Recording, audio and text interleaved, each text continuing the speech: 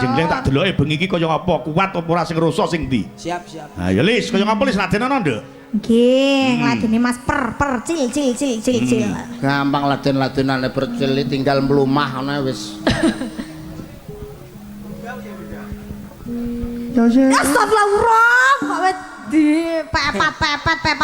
Ya aku anu Dik tak mamitne anu nuwun sewu lho kalih mamitne Bunda kagungan anak cilik mboten saged nderek. Wah nggih. Astagfirullahaladzim.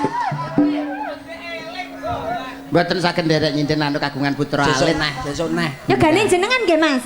Nggih kalih kanca-kanca rombongan niku putra. Waduh. Yo, kaya ngapa diaturke? Siap ya, Mas. Siap, siap. Pokoke awakmu meneng ngono lak obah angel golek-golekane ya. Oke. Saben bengi nyawa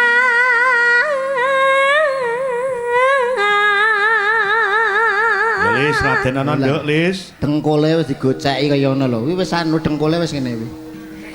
seksi.